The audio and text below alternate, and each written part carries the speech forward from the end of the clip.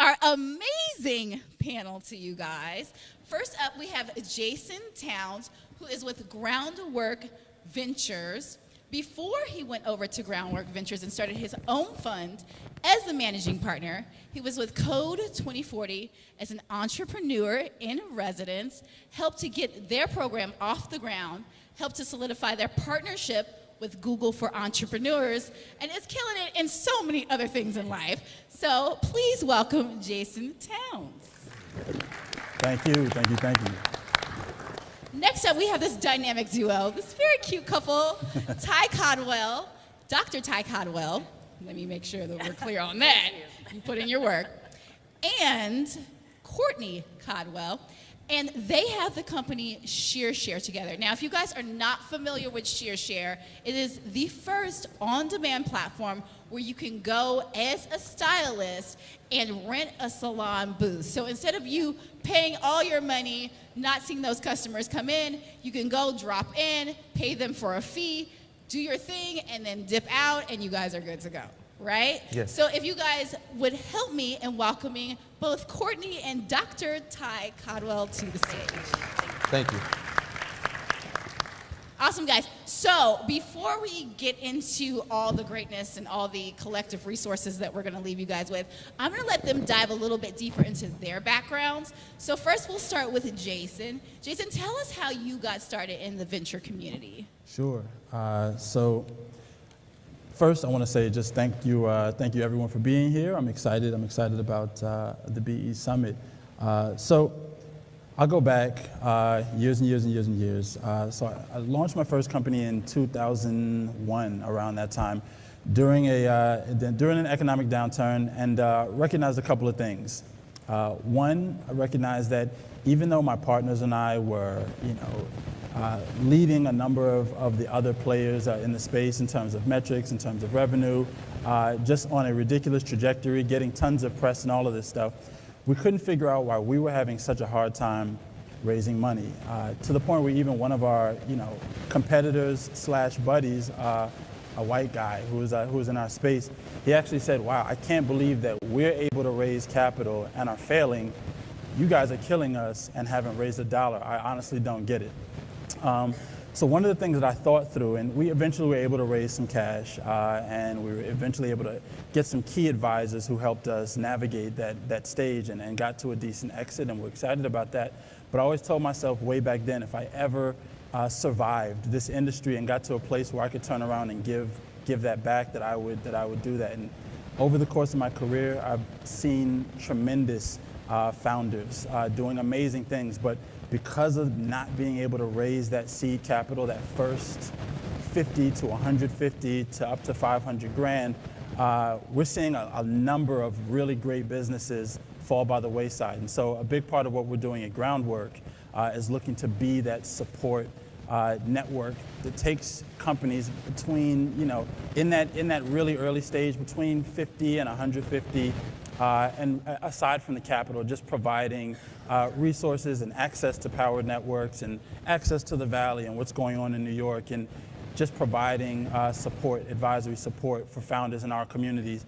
I guess to answer your question, this is a long answer, but to answer the question directly, after leading the Code 2040 Entrepreneur in Residence program, where we partnered with Google to support founders in our communities across the country, ended up talking to about 425 Black and Latino founders to select the initial 3 folks who were going to fund and support for that program. And what I recognized in building that out was that 2 things. One, there's a ridiculous groundswell of entrepreneurial activity in our communities across the country. And number 2, if we don't put some structures in place to support folks in our communities, entrepreneurs in our communities, when they get to the point, a year, 2 years from now, where they're ready to raise that, seed capital and ready to kind of take things on, we're going to be in really bad shape. And so with Groundwork, we're looking to run out in front of the ball a little bit and see if we can be in position to support entrepreneurs in our community. Beautiful. And to you two, What made you guys go, hey, I see a problem in the market that I absolutely want to solve? Great. Well, thank you again for having us here. Sequoia, we're so excited. And thank you, Jason, for what it is that you guys do at Groundwork, because that is extremely important, especially as we, as a startup, are starting to fundraise and we see the different conversations that happen both in front of you and back channel conversations. So my husband and I started a startup called ShearShare. Try to say that 5 times really fast. He's been in beauty. I'll steal a little bit of his thunder. He's been in beauty for 25 years. We've been salon owners for almost 2 decades. And we had a problem that we were literally just trying to solve for ourselves. Lo and behold, there are other salon owners who have excess capacity who are open to renting that space by the day.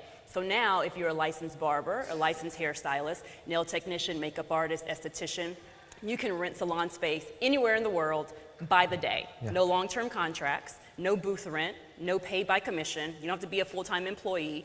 Let's say you just graduated from college and you don't, or from beauty school and you don't have a book of business. Well, you don't need to, because you can use ShearShare to build up your network. And if you're a celebrity stylist, you can fly over to Paris, France, and now you have a space to work that's been vetted and approved and is now an authorized ShearShare host.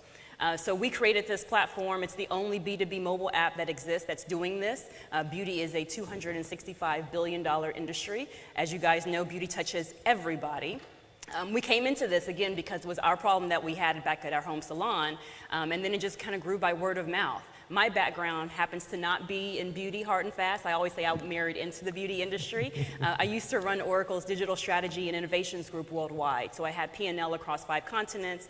Anything online was my purview. And that was nice, being able to have the deep pockets of Larry Ellison to kind of test a lot of things out. So I do, and I know, and I love B2B demand generation. My husband does and loves and breathes beauty. And so we put the two together. And we like to say that it's literally a marriage made in heaven, so. Okay, since you cover so well, my background has always been in barber and in beauty. I've been in the industry 25 years, like my wife said, Courtney, and we've been salon owners. So it was really an issue we was trying to solve for ourselves. But a little bit about myself, I just received my doctorate in professional barbering and hairstyling from American University, the only university that allows us to have a license of distinguished for our abilities. That's right now, that's giving us that ability to do those things. But when I sit back and I think about beauty and barbering, I think about something that's been around since the 1920s. We've all been to a barbershop or a salon. When I expanded my salon probably 5 years ago, I wasn't thinking about, oh man, you know, how am I gonna fill this space? You normally say, if you build it, they will come.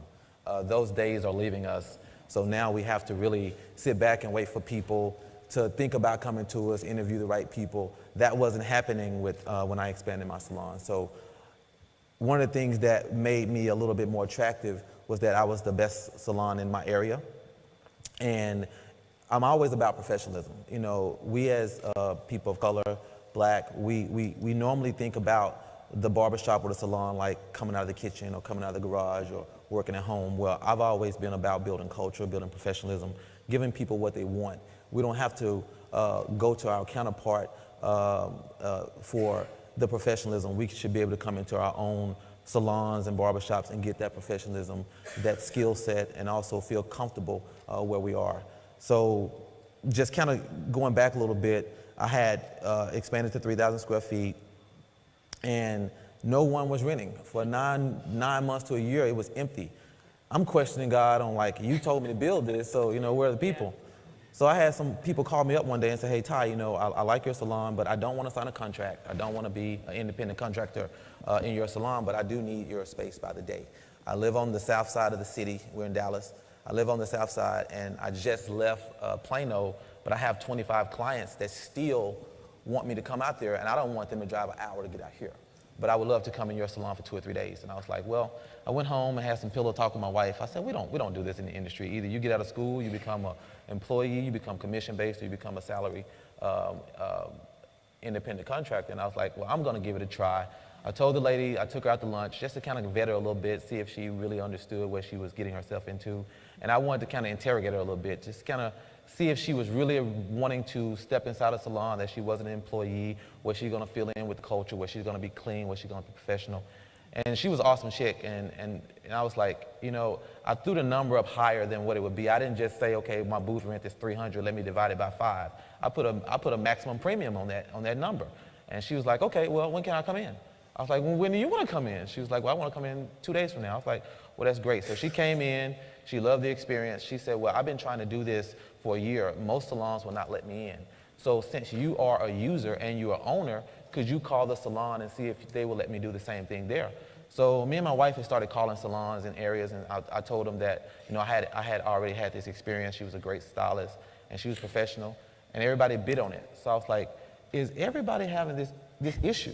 Yes. And, you know, we started doing our research, and she's traveling and working for Oracle, doing contract work for other companies, and I wrote a best-selling book called Mentor by Failure, and I'm teaching classes, I'm mentoring, and I'm also doing business behind the chair.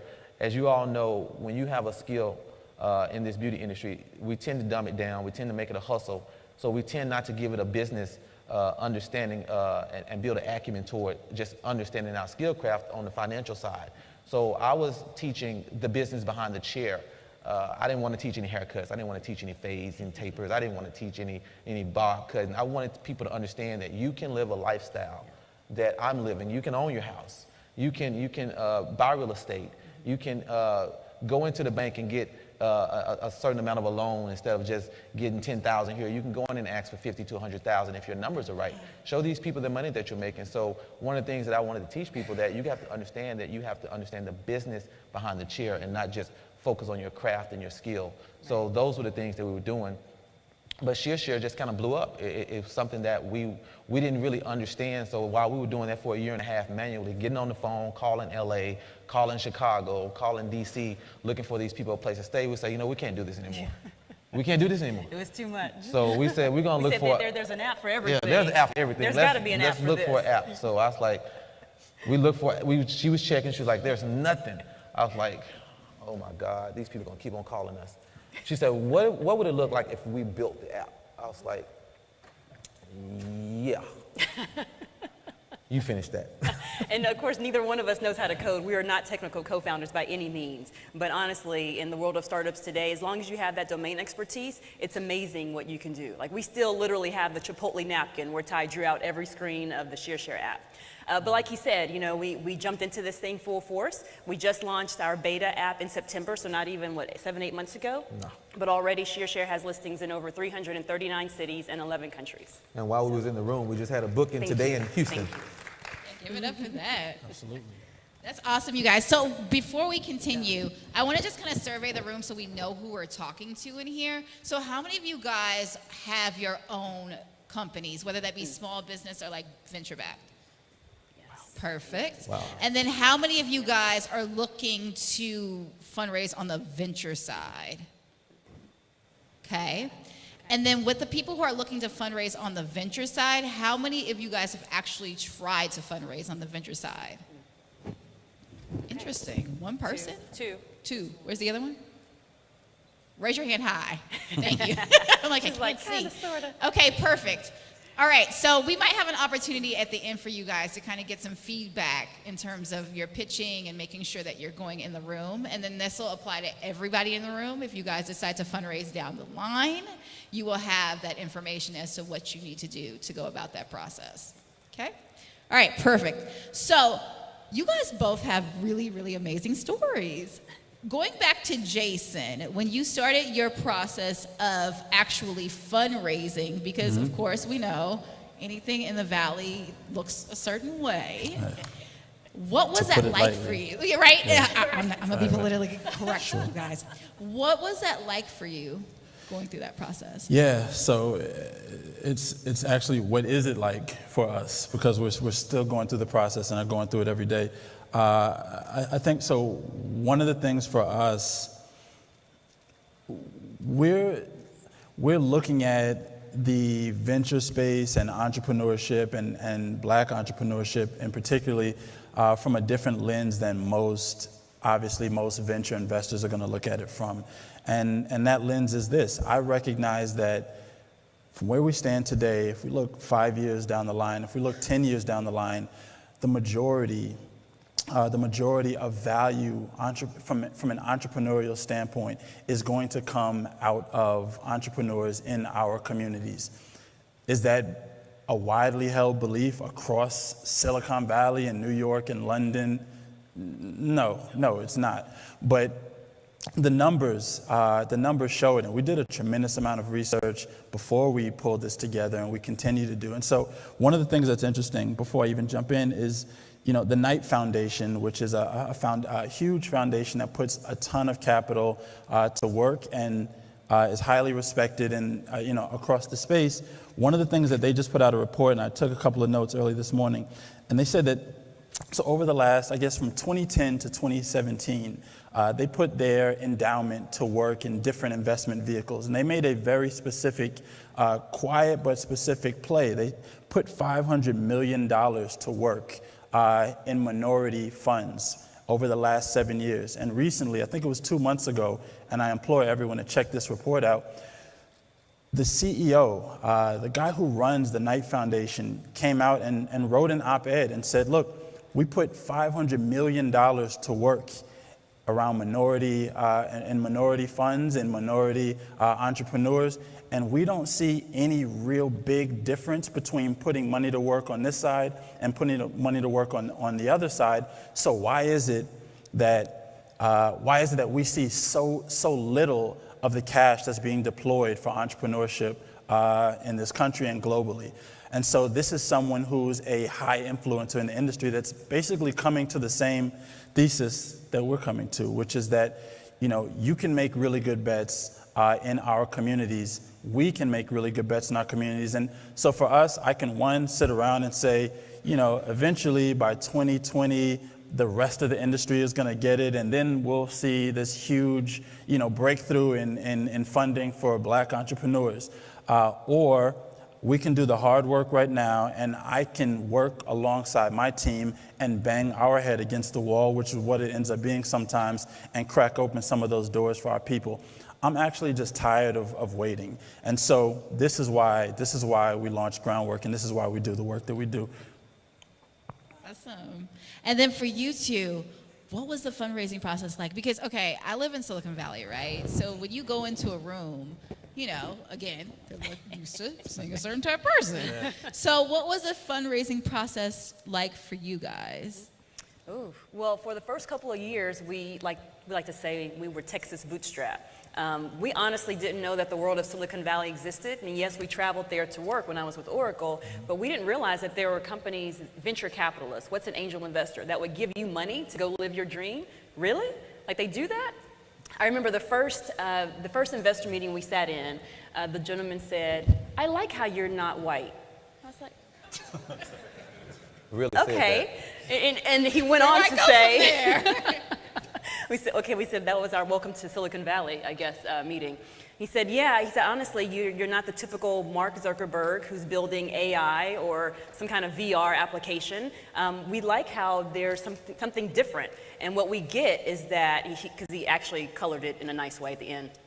He said, what we actually get is that there's magic here because you guys know your industry. You know B2B demand generation, you know beauty, you guys know more about this space than I do, and you saw a niche, a huge gaping hole, and you decided to fill it. So all we can do as venture capitalists is come behind you and support that, because we at least understand that beauty touches everybody, from the President of the United States to the soccer mom. Somebody gets their hair cut every day. Somebody gets their nails done every day. And there are people, service providers, who provide that service, so we understand that. We have had to be a little creative when it comes to fundraising, being introduced into the VC world and having the hundreds of meetings that you're going to have before you are told yes. So my alma mater, one of my alma maters actually gave us a grant. They just opened up an innovation and education partnership. And so they decided, hey, we want to reach out to alumni who are doing some pretty big things, and they decided to give us a grant. So I would definitely check into your universities because there's always some money there. Besides angel investors, which we love our angels, they are a varied group, and they came alongside us because they believe in us as people. So they say, we know that whatever problem it is that you two are going to solve, we get that you're going to solve it. So if you're going to go build the next, Burger King enterprise, we know that you guys are the ones that actually solve this particular problem. And I'll add to that, because one of the things about angels They just really want to understand what you're trying to do, and if it's an impact. passion. So they're a little bit different from VCs because they want to help jumpstart you, and they want to support you. So a lot of times you're not going to get a whole lot of you're not going to have to do a whole lot of pitching. They just may want to see the deck and they say, hey, you know what, I want to just invest $50,000. I want to invest $25,000. And so that was one of the easier things for us to understand, that having those angels to jump in the pool with us and us to get in bed with them at the same time was something that was necessary. So once the VCs see that we do have some investment, they're more to say, hey, you know what, we like that. So we see that you do have money, you are working. And if you look at us, we had to reinvent ourselves. Coming from Texas, not understanding the world of VC capitalists and knowing how to talk to them. You've been in this salon for so long, in the barbershop, and I'm speaking to people, our language had to change. I'm not 6'1", I didn't graduate from Stanford, so I'm in a whole different area. You feel like, hey man, I'm in a whole different country, I got to talk a different language. You build a little insecurity at first until you get comfortable in your own skin. So I thank my parents for allowing me to be the person that I am, giving me the opportunity to be exposed, and even though adding more exposure to my life as I got older. So it's one of those things that you really have to get used to. So if you're in the mindset of, oh, I want them to get it, they're not going to get it. You have to make sure you give it to them in the simplest form so they can understand where you're trying to go with it. Yeah. Awesome. So you guys, just so we're clear, you guys know the difference between the angel investor and a venture capitalist? Y'all are much further along Give than we were. me a hand if you do. You get it. All right, perfect. We're going to recap for people who don't, just because it can get a little bit confusing. So I'll let Jason actually clarify that. Sure. Yeah, so typically an angel investor is someone who has, however they've done it, made a significant amount of capital and want to put some of their own resources to work supporting entrepreneurs.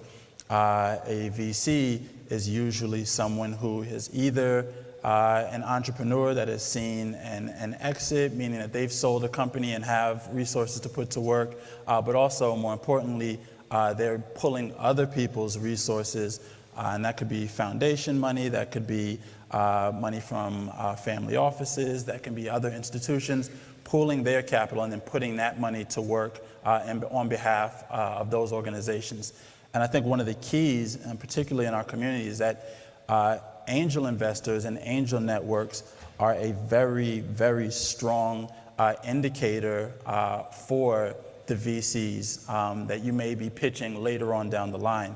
So if you're early in building whatever it is that you're building, and you talk to some angels, or you get anybody to bring some capital to the table early, that provides validation for the VCs later on down the line. Yeah. And I also want to just touch on something that with the two of you that I think is a very strong point that we should make, is that we're going to deal with, in this space, as we're trying to raise money and we're trying to grow these companies, there's a tremendous amount of stuff that goes against us in a number of ways, biases. But whenever we can, we want to try to provide ourselves with any type of unique advantages that we can. And so if you look at the team right here, you have, your expertise in the space, and you said you ran one of the top shops in your area, and then you have your expertise in the innovation side, and so the combination of that is something that becomes very interesting. So I'd employ anyone, as you're building out what you're building, ask yourself, and this isn't something that you have to push out to anybody or ask anybody else, but ask yourself, do you have or can you build out some type of unique advantage to where when someone talks to you about what you're building, they can recognize pretty quickly that this is somebody who needs to be doing this.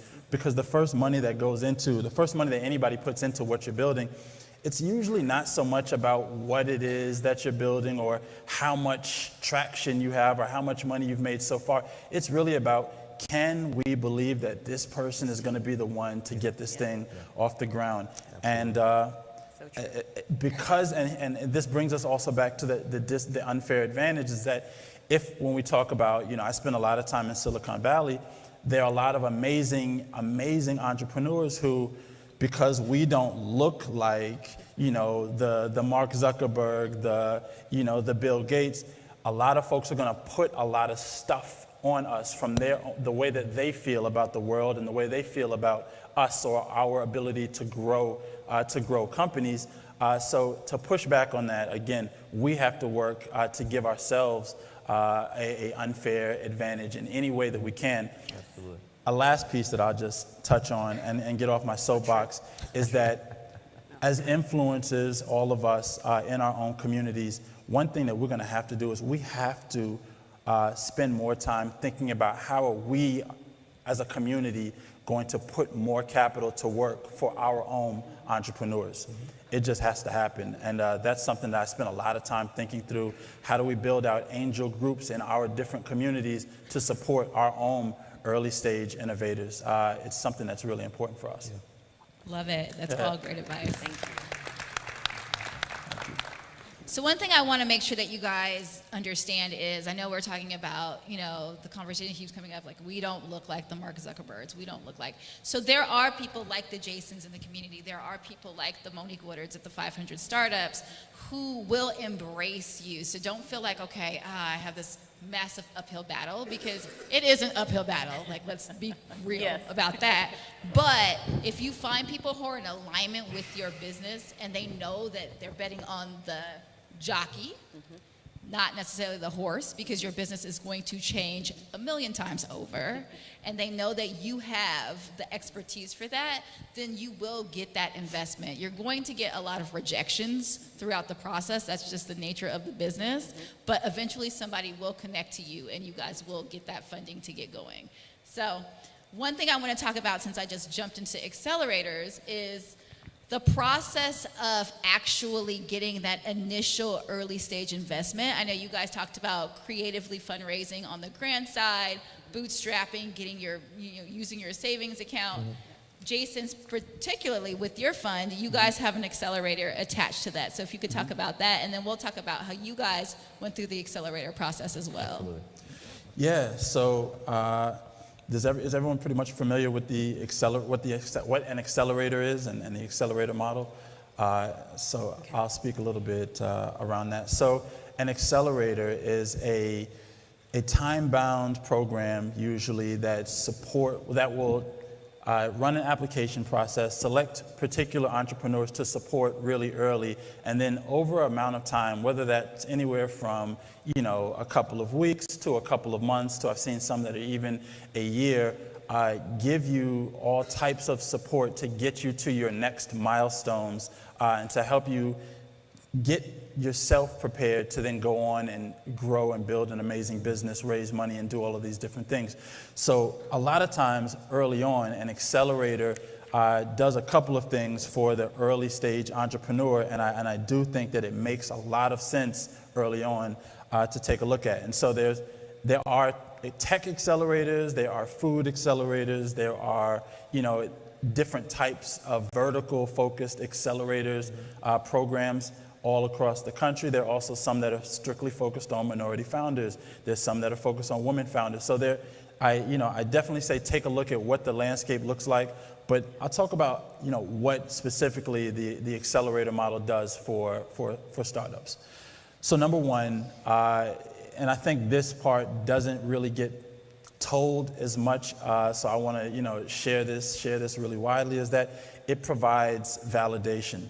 So if you're in any city, USA, you're in Columbus, you're in Dallas, you're in DC, being a part of a local accelerator allows, whether it's the Valley or any other folks who may take an interest in your company down the line, it allows folks to see you've been selected for this certain program, and it also allows them to understand that there's a group of really well-connected people who are going to do everything they can to help you get to where you are.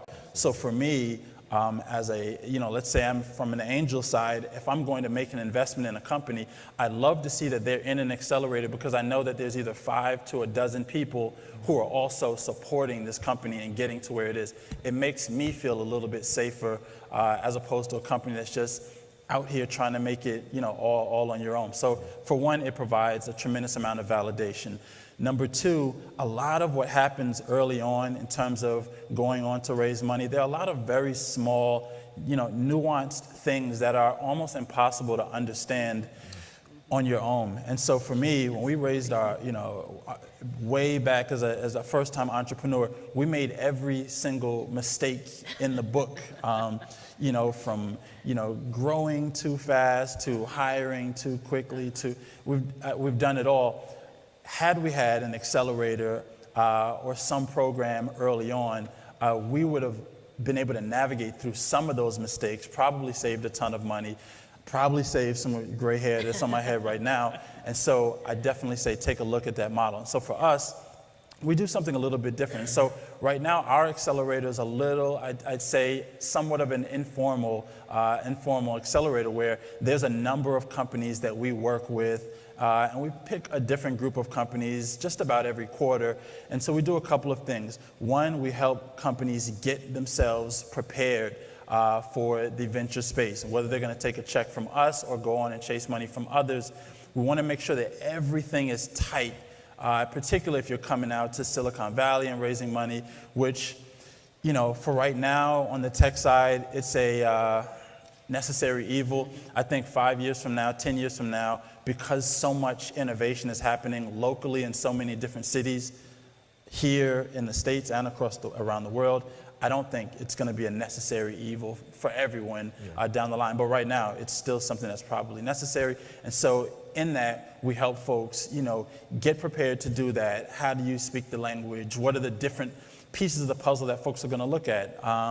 From the investment side, we'll look at things like the market size and the total addressable market. We'll look at, the composition of the team. And if you're a technical team, or if you're not a technical team, have you built out the capacity to build what you need to build over the next 6 months to a year, and how do you plan on doing that?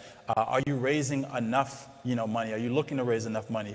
Sometimes it sends a bad signal if you're not looking to raise enough, because people feel like you'll get to, you'll get halfway down, but you won't make it to the end goal.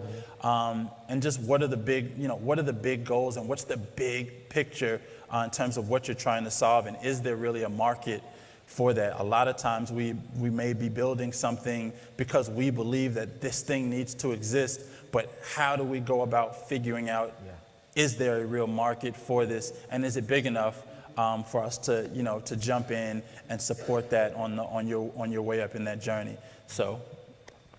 Love it. Yeah. So if you guys didn't catch all that, he gave you exactly what you need when you go in and pitch. Right, Couple he did. things. Yeah, we'll get into more secret details. sauce. Sure. But okay, so moving on to you two, you guys went through the accelerator process. So there are two very prominent accelerators in Silicon Valley. There's others, but two that people talk about all the time.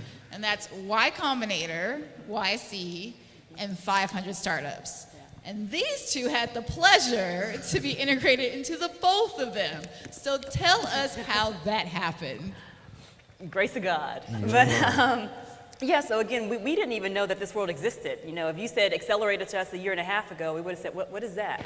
But an advisor friend of ours who we actually told our idea to, the very first person who said, okay, that's $1 billion idea. We're like, oh.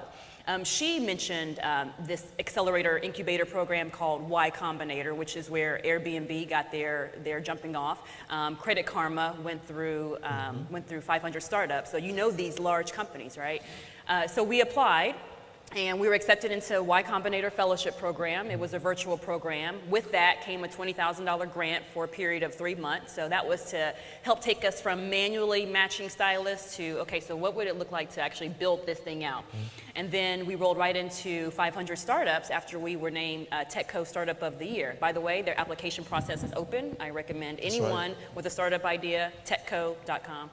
And so we experienced 500 Startups, and that was really where I think we as a company took off growth-wise. We hear a lot from other fellow startup founders about the differences between accelerators, and everyone has a different flavor, different taste. YC, I think, is phenomenal for opening up doors to investors. Like if you had a company come to you and say, I was just in Y Combinator, you'd open the door. Absolutely. Absolutely. Yeah. And 500 Startups is great for growth. Like if you want a growth hacker, that is like the place to be. We will always have a special place in our heart for Tanya Soman, who ran the beauty track, like only beauty companies, only startups focused on beauty. She was our main business point of contact, and then a gentleman by the name of Tommy Powers. We called him Tommy Traffic because he is like growth hacker extraordinaire. Those two folks really helped us to kind of get some wings up under us and say, okay, well, how can we really make this a scalable business? So that was a 4-month program, and with that came an infusion of capital for a percentage of our company, and at that time we were willing to give that up because that was a very smart move. Now there's money everywhere, we understand that. You're going to get a lot of no's, but not all money is smart money, and so because we're a little bit longer in the tooth, I'll just say my husband will be 43 next month, I won't tell you my age, but we have had the pleasure and the luxury of running our own separate businesses before, and we know what hurdles you have to go through. We know where you're going to trip and fall. And so this just happens to be, ShearShare just happens to be the first time we're actually working on something together. But so we understand that not all money is smart money, and so we make sure that the people that we choose to get in bed with from a partnership standpoint are the right ones. And so we felt that 500 was definitely that group for us. And one of the things I'll add to that is, as you can see, she's a wonderful speaker. I'm more longer in my talks than her. She's very short. So I use this as my diamond. I call her my diamond because, we're only 1% in tech. So I use my wife to pitch to all the investors. And one of the things that's what we learned in 500 through the growth part of it. And that was so exceptional for us because we didn't know. Like Jason said, you just make so many mistakes. And and she was like, how are we going to grow this company? I was like, hey, let's just walk and everything else will attract to us. So the things that we learned was just so over our heads, but at the same time, they were so normal. We live in a social media millennial age where everything is on Facebook, social media, you got Instagram. So when we used Tommy Powers, we used all the social media sites, and we had to really focus on growth. And it was the chicken before the egg, so we made sure that we had the host there so that when people downloaded the app, they wouldn't abort mission and say, you know what, it's not working. So the things that 500 gave us was just major growth. They have this thing called Hell Week, Marketing Hell Week. And let me tell you something.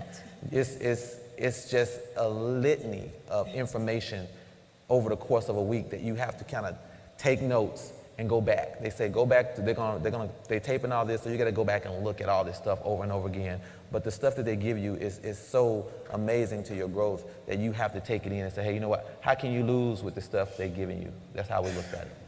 Awesome. And 500 has been super transparent. So now they have their Marketing Hell Week online. Oh. So you guys can literally go and do Marketing Hell Week with the cohort at the same time. Exactly. And you are not kidding. Like, it is so much work. Hey, but if you guys do it right, you can see some I skill. will say this, Sequoia, talk about reinventing yourself. I was sitting here looking up and I was talking about reimagine, reinvent, reinvest. I had to totally reinvent myself. And that's one of the things you got to do when you're coming from this world that I come from and then jumping into tech. It's totally different. So reinventing myself was something that I was a little bit afraid of doing because I got comfortable, but I'm so glad I did it. Yeah. Awesome. All right, guys. So I know we said earlier, Jason had kind of touched upon some things, and just in case you were in your phone or drifted off to sleep for a little bit, I hope not, but things happen. We're going to get into those details specifically. So when you get pitched by a new founder, what specifically are you looking for? That's a great question. So there are a couple of things. Number one, we really want to find, and because we look to support really early stage entrepreneurs in our communities, and I also recognize that it's a grind. Entrepreneurship is a grind regardless. But tech entrepreneurship, particularly for folks that look like us, because of a bunch of different things that we can talk about, it's another level of a grind. We really look for entrepreneurs that have the grit and the hustle and that some quality, and you can't always put your finger on it, but you feel it when you see it. Something that says this person on this team is going to find a way to win regardless. Regardless of whether I'm in or out, regardless of anybody else is in or out, regardless of the ridiculous amount of no's that you're going to have to endure to get to the one or the two yeses. It's tough. And so the first piece of it is just that that very thing. Does this person or does this team have that oomph to pull this together? Secondarily, when we're looking at just what the company is doing and what the founders are looking to solve, one, what is it that they're building specifically, and what's the market for what they're building very specifically? And so a lot of times, again, I touched on it a little bit before, we talk about things that we want to build or things that we want to create in the world, which I don't ever want to stop anybody from creating exactly what you want to create. I mean, I tell this to young people all the time. A lot of the stuff that we do in the industry does not always apply to just entrepreneurship broadly. I think people should do what makes you come alive. But when it comes to, hey, I'm building something and I am going to leverage different types of outside investment to build this out, you're going to have to help people understand, A, that there's a market for what I'm building, meaning I am building something to solve a very real problem that exists right now for not just myself, but a wide, a group of people. And I said wide, and it doesn't have to be super wide. Sometimes it can be niche, but it has to be, I'm solving for something. And so I guess that's the second piece is, what are you building and why does this thing need to exist in the world today? And I think a last piece of it is outside of, having that hustle and knowing that you're going to go and get it, understanding the market and understanding why, why you're building what you're building. The other piece, and that piece can be tough, is do you build or are you the person or are you the team that's best fit to build what you're building? And in that piece, again, that goes back to what I was talking about, giving yourself some semblance of a strategic advantage as you go and build. You're going to go up against ridiculous odds in this space. So an investor is going to want to know that you have something that gives you some advantage.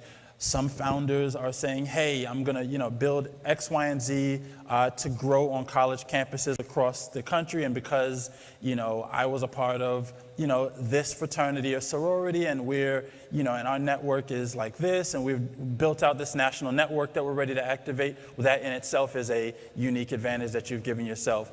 If you're building something in your specific market, your market just like that. You've done work in this market for the last 10 or 15 years or 5 years, and you're going to leverage that insight to then build this next thing. Whatever it is, how do you give yourself that advantage? And then outside of how do you give it that advantage, how do you message that to other folks so they recognize that you do have something that the other person over here doesn't have, and something that gives you a bit of a moat, they call it. And it's like you don't build something that someone else could go and build the exact next day and kind of do the same thing. The advantages that you two have given yourselves makes it so that even if somebody else wants to go out and do the same thing, they don't have your expertise, they don't have the years of experience that you built, so it's just a different thing. So those are some of the key things that we look at.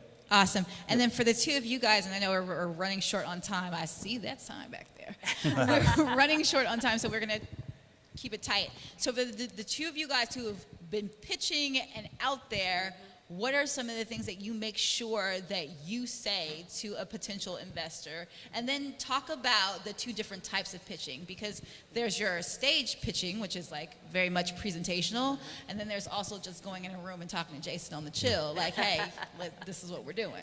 So tell us about both. Well, we definitely like the second one, because we're relationship people. Just in the beauty industry, period, beauty is a huge community. So we prefer the one-on-one interactions with investors versus the polished on-stage presentations, but there are two different forms. I do think that in each scenario, you are speaking about probably five different things you want to touch on. You want to figure out, and be able to communicate clearly and efficiently, what's your problem? What's the problem that you're trying to solve? What's that big, huge behemoth that you're trying to get your arms around? What is your solution? So how are you solving that particular problem? Talk about your team, and again, what's the moat, I like how Jason put it. What's that special sauce that you guys have that nobody else has? What's your traction? Have you, grown to X number of cities? Do you have now 10,000 college graduates now using your platform in 30 days or less? And then talk about the vision with the market. Absolutely. So how large is that market? I think regardless of scenario, as long as you hit on those 5 pieces, I think you're in for a good conversation. Yeah. Beautiful. All right, guys. So are you guys curious to see what an actual pitch looks like? Yes. Are you? Yes? No? Talk to me, people. Talk to me. Raise your hand if you guys want to see a pitch. Great. All right. You guys are pitching. Oh. So they're going to give you guys an example pitch to Jason, the venture capitalist. So, we're going to do a kind of voyeuristic view of what would happen in an office if they walked in and started to pitch to Jason, all right? And then those 2 people who raised their hands earlier will be coming out to you right next. Here. All right? Cool. All right. Okay, have your check ready, sir. Let me make sure I got one in my pocket here. Oh, good morning, Jason. Thank you so much for spending time with us to learn a little bit about ShearShare and what we've been up to. Absolutely. Good morning. So, as the simplest form, ShearShare, we connect salon owners to stylists to fill empty salon space on demand. Mm-hmm. Many people don't realize this, but 40% of salon space goes unused every single day. There are over 1 million licensed beauty professionals who don't have an easy way to access, that space. Mm-hmm. Today, believe it or not, we go to Craigslist, which is like the cool kids' way to find salon space. Hopefully, your friend who just graduated from beauty school knows a salon owner who has an open chair, an open suite. Mm-hmm. Physical job boards, we still actually do that in beauty schools and barber colleges. Mm-hmm. And so there's really no easy way to find a space to work. And ShearShare, we believe in making sure that beauty businesses stay open. The fact that regardless of your licensed specialty, whether you're a barber or you're a colorist or you're a nail technician, whatever you carry in your toolkit, you have to have a place to work. And so we solve that problem. So our solution, for the first time ever, you can literally browse, book, and work through the ShearShare app and find your spot and be able to rent salon space just like you're booking a hotel room. The market is huge. We have over 1 million barbershops, spas, and salons in the U.S. alone, 80% of which are what we call non-employer-based establishments, which means that there are nothing but freelance hairstylists who are going in and out of those establishments every single day. And so they're constantly looking for people to fill that empty space. So the salon owners love us because we help them make 3 times as much money in half the time. And on the stylist side, we're saving them almost $200 a week in overhead costs, because again, they're only renting when and where they need that space. So our team is pretty stacked. My husband's been in beauty for 25 years. We've been salon owners for 20.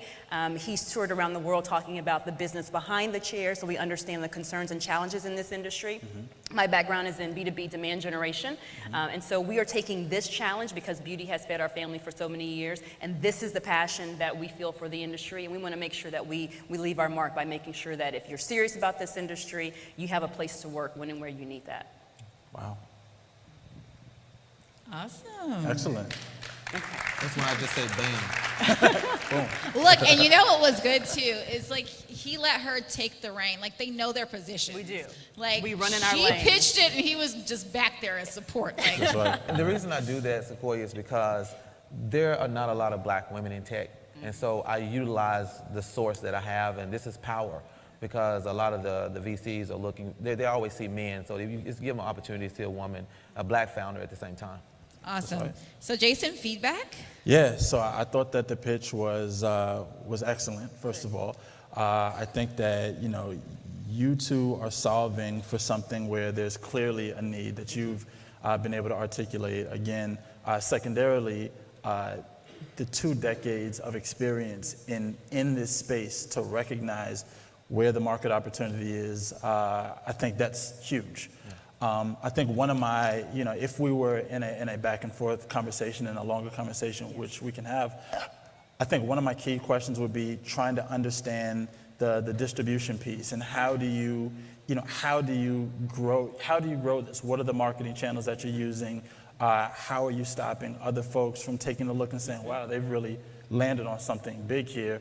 How do you keep your strategic advantage? How do you keep that special sauce and leverage that to fight off other folks who are either entering the space or other folks who may be in similar but not right in line with what you're doing? And then I'd look at it as what's the broad strategy? Is this a national platform? Does this go, is this something that you do international? Do you have this in Brazil and on the African continent 5 years from now? What does that look like? But I'm excited. Okay. Yeah. Nice, good feedback. We will definitely keep this conversation going. Absolutely. Okay, so the two people that raised their hands earlier, raise them again. Yes, don't get shy now. Okay, we're gonna allow you guys to pitch, or one of you guys, because that sign went up again. So I'm gonna go ahead and go with the young woman in the turquoise. So if you stand up and go to this mic over here. All right. Give her some applause, guys.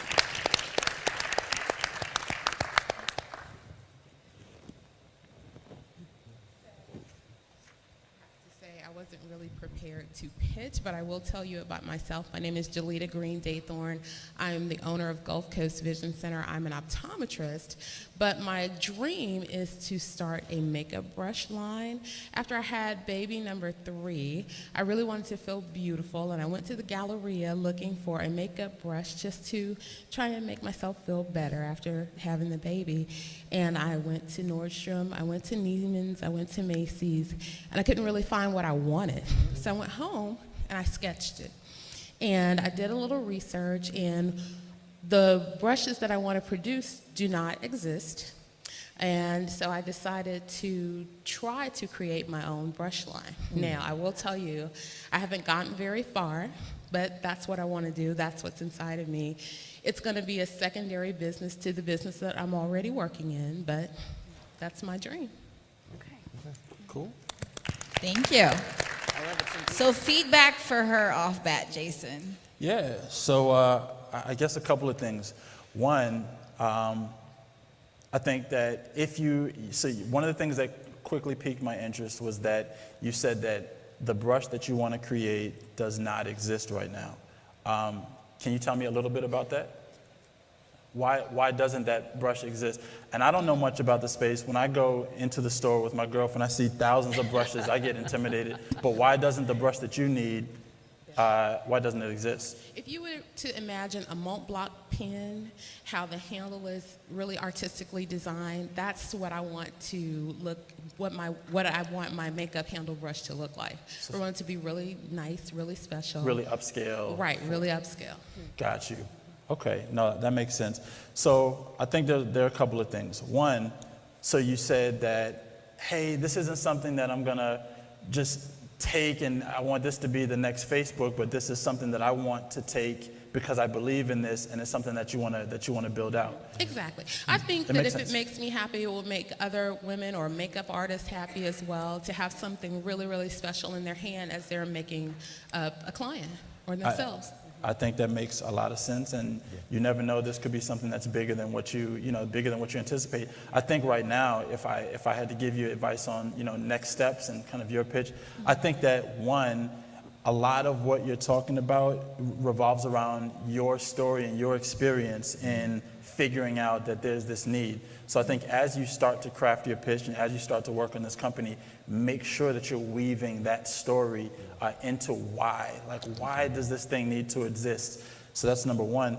Number two, I think it's going to be really important for you to find out, you mentioned that, hey, I want to build the Mont Blanc pen of makeup brushes, but do other people want that as well? And so one of the things that you can do is to survey folks, either formally or informally, to figure out, is this just something that you want and maybe there's not a big need, or is this something that, who knows, others, thousands, millions of others also want as well? So you do that by doing a user survey, and you can just either do that, by developing a form where you're asking a couple of questions and then surveying your target demographic, your target customer, or you can just do it even more informally than that by just starting to ask your friends, your family, girlfriends, co-workers, getting some insight, giving you insight into where you need to build this, or how you need to build this.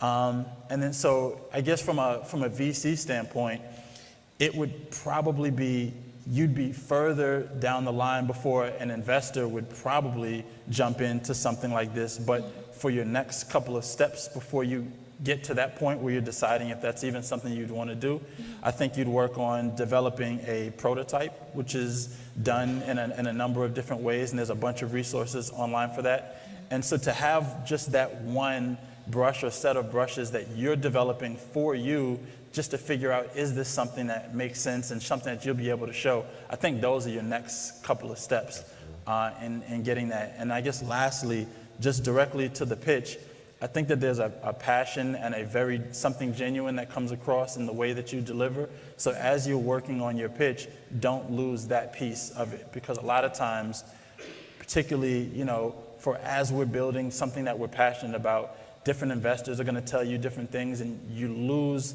some of what initially drew you to that in the first place. So if you can start working on the pitch and nailing all the different pieces of talking that story, but still keeping the passion that you have for what you're building, I think you'd be moving in the right direction. Thank you so much. Sure. Okay. Beautiful. I love the fact that there was two very different juxtapositions. Like, you knew that you had been in front of a ton of VCs pitching a lot, and then she was very early stage. So it gives you guys two very different perspectives to take back. All right, we have some time for some questions. We don't have time for questions? What does that sign say? You guys, I'm blind. What does it say? Wrap it up. Wrap it up. Okay, well, guys, thank you so much. The panelists will be around after, so if you guys want to come and ask some questions directly, you guys can go ahead and do that.